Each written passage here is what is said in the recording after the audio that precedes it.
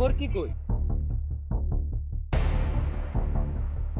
ওইটা কি ভাই?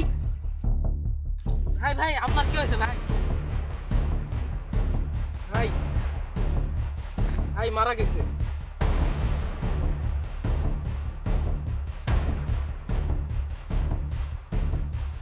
Hello CID. হ্যালো কি বলেছেন? আমি যাচ্ছি, দাঁড়ান দাঁড়ান।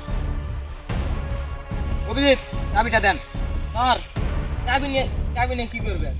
গাড়ি তো তেলই নেই। হ্যাঁ ঠেলা দাও।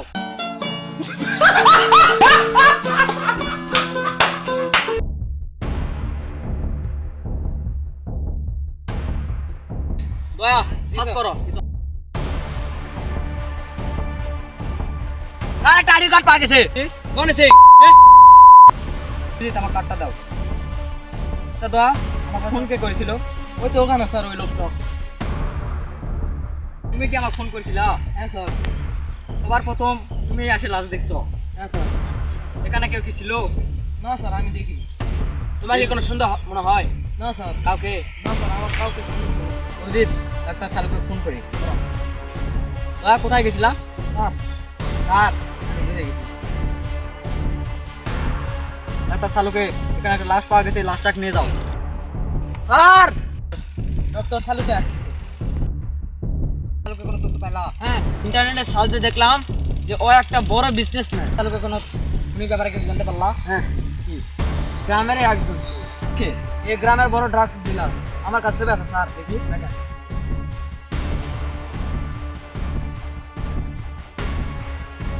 আমি একটু ছবিটা দেখি। স্যার একে তো আমি চিনি, এ তো ওই পাহাড়পুর জঙ্গলে থাকে। চলো। ডাক্তার শালুকে তো ল্যাবে গেল। স্যার সব কইটা ওই তো বসে আছে। কোথায়? ওই তো স্যার ওখানে। ধরো। বস আমাদের ড্রাগসগুলা পাচার করলাম, তার কোনো তো খবর নেই। এগাতে পারলাম না। সিআইডি সিআইডি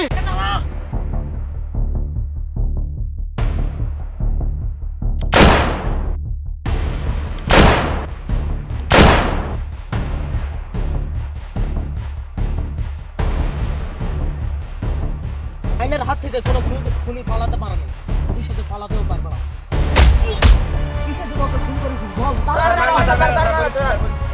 ও আমাদের থেকে ড্রাগস নিয়েছিল স্যার। ড্রাগস নেওয়ার পর আমাদের টাকা দেয়নি, তারপর ওর পেটে আমি ছুরি মেরে দিই। স্যার ওদের কোনো ক্ষমা নেই। ওরা নির্দোষ মানুষকে খুন করিস। ফাঁসি ছাড়া কোনো উপায় নেই।